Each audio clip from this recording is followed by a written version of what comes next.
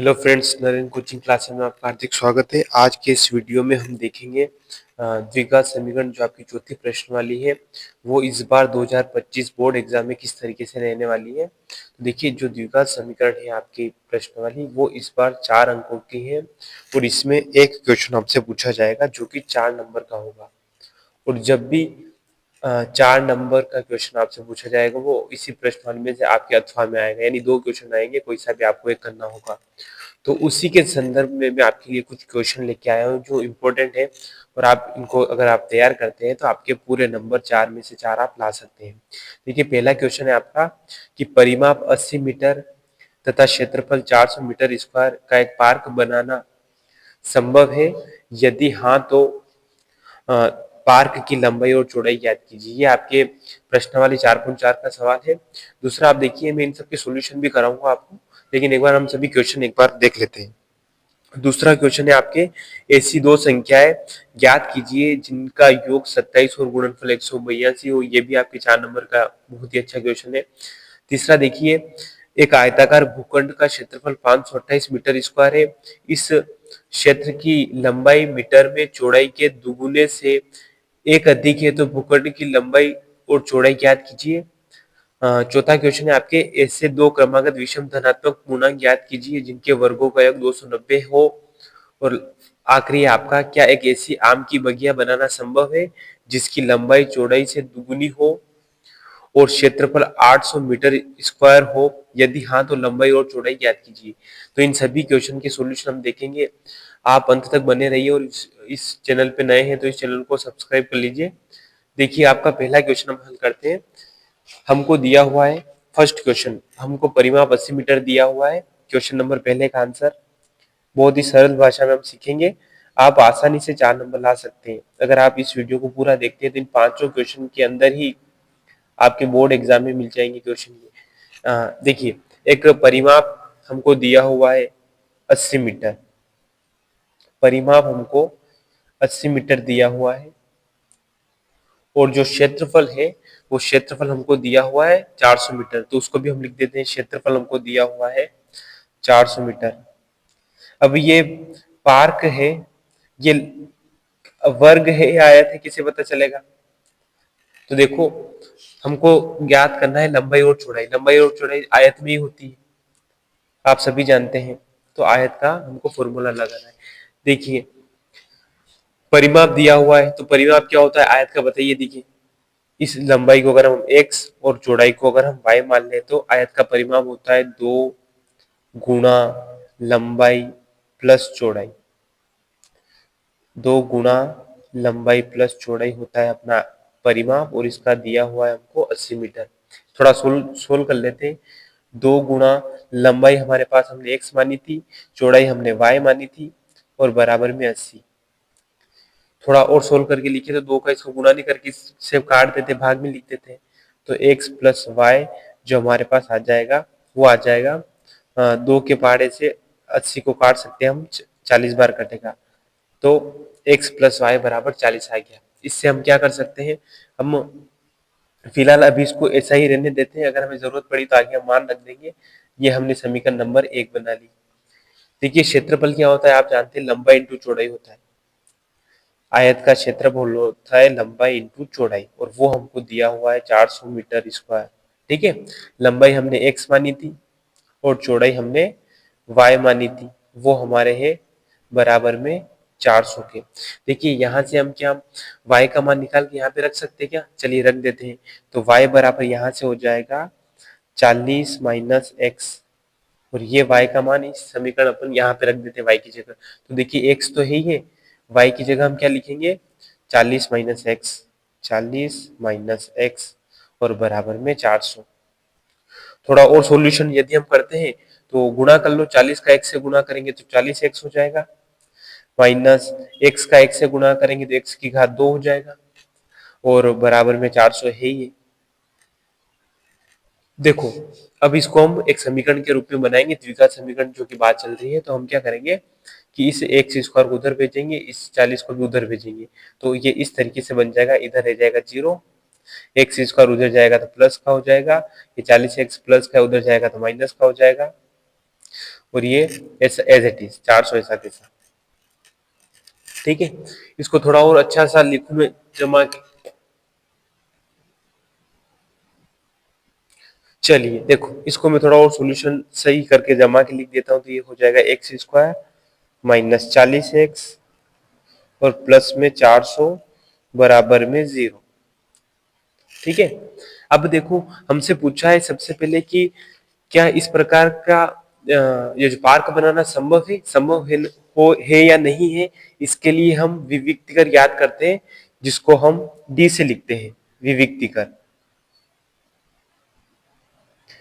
विविक्तिकर हम याद करेंगे इसका। हमारे पास सूत्र होता है बी स्क्वायर माइनस 4ac। अगर ये माइनस में आया इसका मतलब हम मान नहीं निकालेंगे, मूल नहीं होंगे। बराबर आ गया, अगर मान 0 आ गया इसका मतलब दोनों मूल समान होंगे और आंसर सेम आएगा। चलिए निकालते हैं। देखिए हमारे पास a तो है, इस x का गुणांक 1, b है हमारे पास माइनस का 40 और c है हमारे पास 400। ये मान इसमें हम रख देते हैं और चेक करते हैं।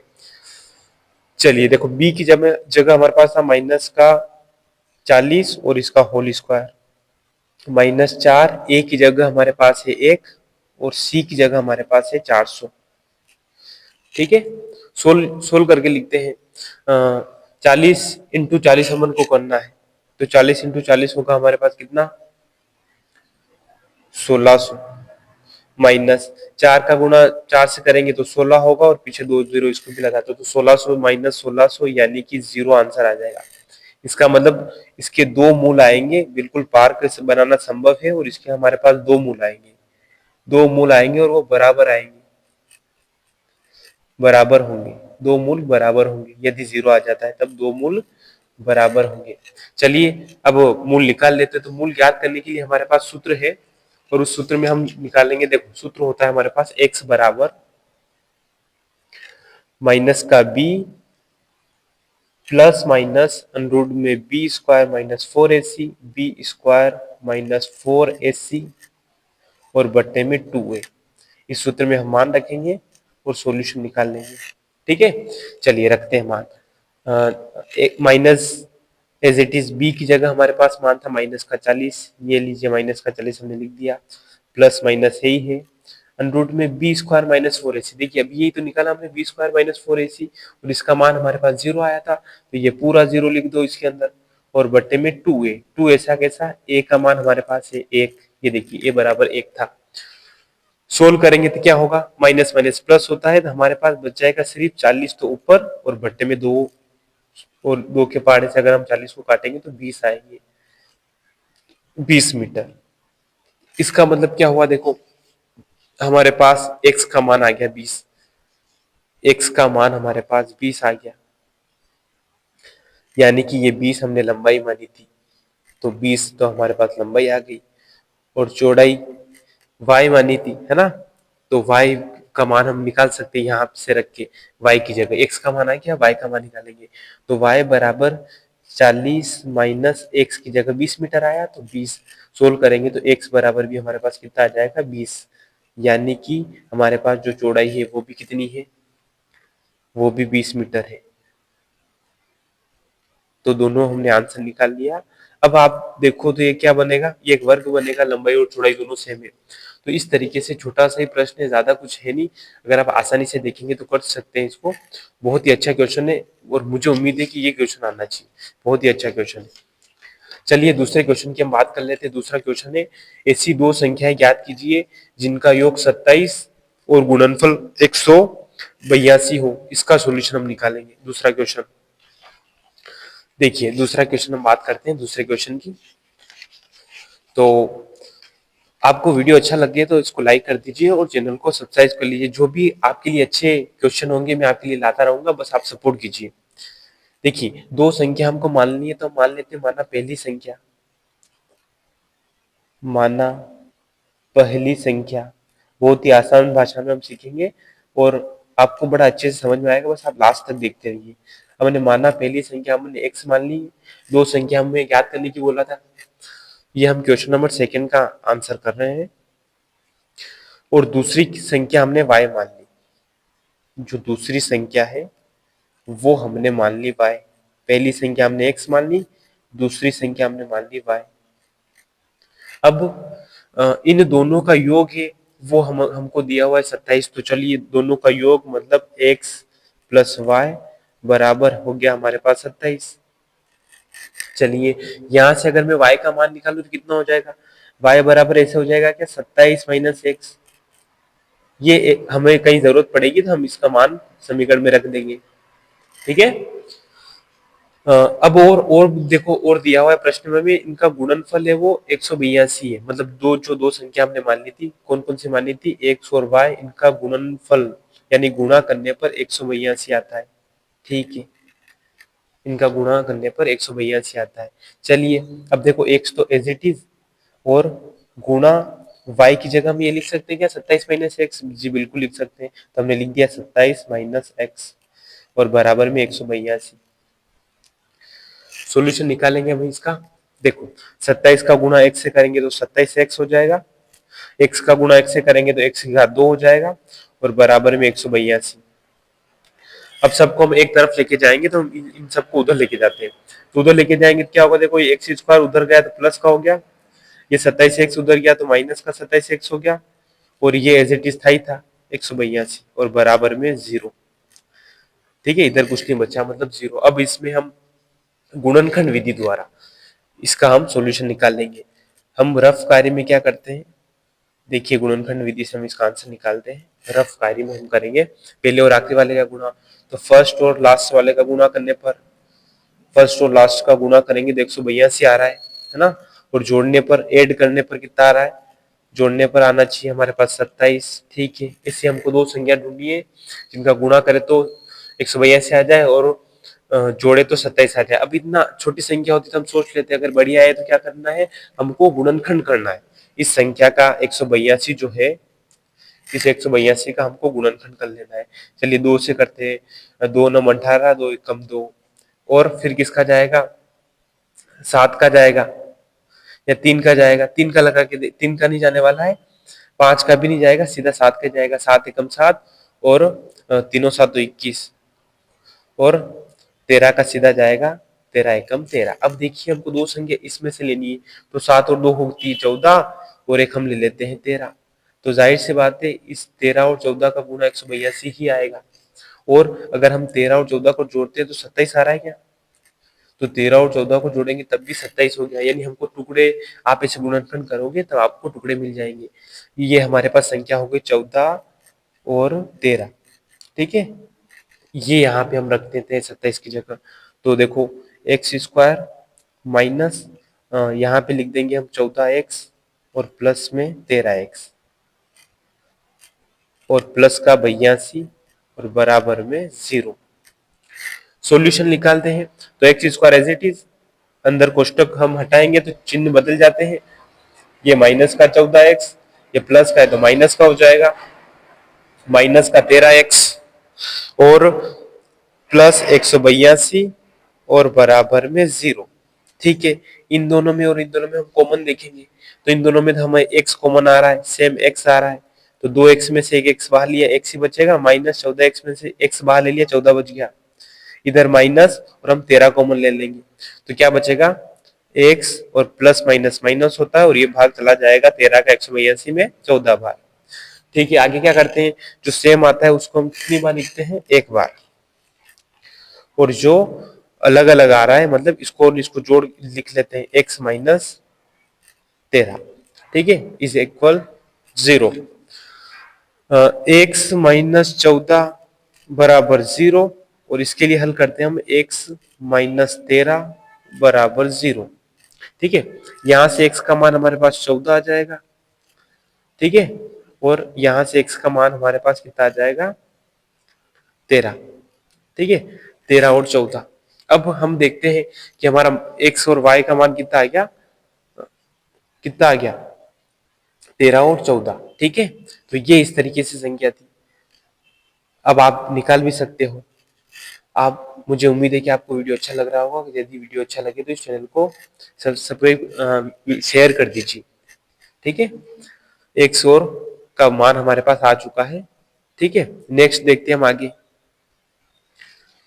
आगे का देखो थर्ड वाला क्वेश्चन।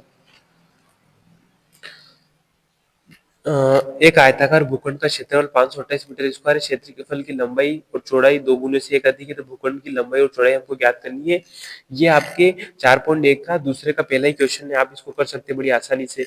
मैं आपको अगला क्वेश्चन करवा देता हूँ, और अगर आपको ये क्वेश्चन नहीं आया, आप कीजिए, नहीं आया तो आप मुझे कमेंट बॉक्स में लिख सकते हैं। ये आपके लिए मैं होमवर्क में दे रहा हूँ। चौथा क्वेश्चन देखिए, इससे दो क्रमागत विषम धनात्मक पूर्णांक ज्ञात कीजिए जिनके वर्गों का योग 290 हो। तो हमें दो क्रमागत धनात्मक पूर्णांक ज्ञात करने हैं जिनके वर्गों का योग हमारे पास आना चाहिए। चलिए तो देखो निकालते हैं हम। बहुत ही अच्छा और शानदार क्वेश्चन है। दो क्रमागत विषम धनात्मक पूर्णांक लेनी है, तो हम पहली मान लेते हैं। पहली तो है हमारे पास पहला विषम। पहला विषम, देखो हमें दो क्रमागत विषम धनात्मक पूछा है, तो पहला विषम धनात्मक पूर्णांक, धनात्मक पूर्णांक हम मान लेते हैं कि x है। ठीक है, दूसरा कौन सा होगा, दूसरा कितना होगा, तो देखो विषम संख्या हमको लेनी है, विषम धनात्मक पूर्णांक आना चाहिए। तो विषम धनात्मक पूर्णांक कब आएगा, जब हम x में 2 जोड़ देंगे। कितना जोड़ देंगे, 2। देखो कैसे, मान लो एक मैंने विषम 3 ले ली, तो 3 के बाद विषम 5 आती है ना, तो 3 को यदि मैंने x मान लिया तो 3 में कितना और जोड़ेंगे तो 5 आएगा। 2 ही जोड़ेंगे, तो दूसरे हमको माननी है x प्लस 2। ठीक है, अब हम रिलेशन इसमें देखते हैं, रिलेशन क्या क्या है, देखिए ध्यान से कि ऐसे दो क्रमांक विषम धनात्मक पूर्णांक ज्ञात कीजिए जिनके वर्गों का योग, इनको हमने लिखा है, इनका वर्ग करना है x, है ना, इसका वर्ग, और प्लस में योग का मतलब प्लस का चिन्ह, और क्या है x प्लस 2, तो x प्लस 2 का स्क्वायर वर्ग करना है अपन को, और बराबर में 290।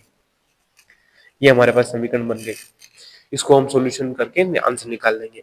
X square as it is plus, यहाँ पे हमको लगाना है a प्लस बी का होल स्क्वायर। तो a प्लस बी का होल स्क्वायर क्या होता है, देखो मैं यहाँ पे लिख देता हूँ, a प्लस बी का होल स्क्वायर सूत्र होता है हमारे पास a square plus 2ab plus b square.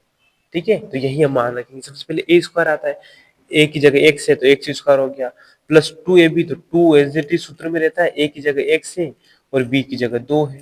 ठीक है, और प्लस में आता है बी स्क्वायर, तो बी की जगह 2 है तो 2 का स्क्वायर हो गया, बराबर में 290। ठीक है, चलो और सॉल्यूशन करते हैं।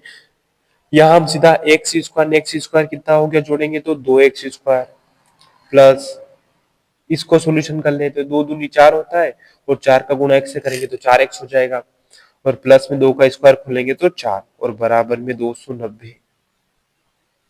अब ये 4 प्लस का इधर भेजेंगे तो माइनस का हो जाएगा, तो 2x स्क्वायर प्लस 4x बराबर 290 माइनस 4। ठीक है, सॉल्यूशन निकाल लेते हैं। तो 2x स्क्वायर प्लस 4x, और ये हमने घटाया, तो ये आ गया हमारे पास 290 में से 4 घटाया, कितना बचेगा, 286। ठीक है, अब इसका सॉल्यूशन, इसको इधर लेके आते हैं, तो 2x स्क्वायर प्लस 4x और माइनस का 286 बराबर 0।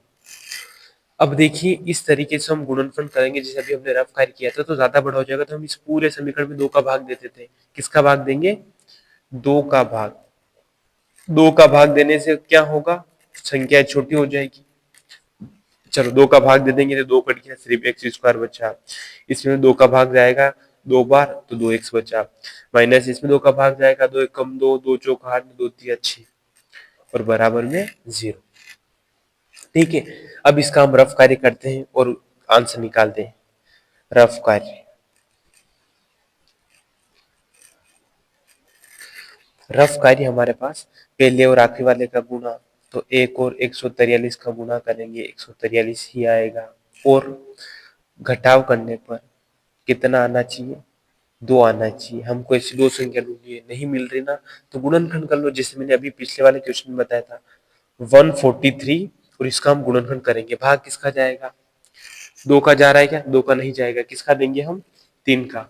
3 का भाग देंगे तो 3 चौक कितना होता है, 12, घटाएंगे कितना बचेगा, कितना बचेगा, इसका मतलब 3 का भाग भी नहीं जा रहा है, किसका देंगे हम सीधा। अब देखो ध्यान से 11, आप सोचो कि 11 का भाग जा सकता है क्या, इसमें 11 का भाग जा सकता है क्या। मैं दे रहा हूँ 11 का भाग, 11 एक कम 11, 3 बचेगा, 11 तिया 33 हो गया, और 13 का भाग सीधा जाएगा, 13 एक कम 13। ठीक है, तो 11 और 13 हो गई संख्या, हमको मिल चुकी है। 13 इंटू 11 143 होगा, और 13 में से हम 11 घटाएंगे तो 2 बच जाएगा। ठीक है, उम्मीद है कि आपको अच्छा समझ में आ रहा होगा, और अच्छा लगे तो आप प्लीज इस वीडियो को लाइक कर दीजिए। चलिए देखो करते हैं। एक्स स्क्वायर प्लस 2x की जगह हम लिखेंगे 13x माइनस 11x। ठीक है, और माइनस का 143 और बराबर में 0। सॉल्यूशन निकाल लेते हैं। X square plus 13x minus 11x, कोष्टक हटेगा पर इस बार प्लस है तो कुछ संख्या चेंज नहीं होने वाली है, और इज इक्वल 0। इन दोनों में और इन दोनों में हम कॉमन देखते हैं। चलिए देखते हैं कॉमन।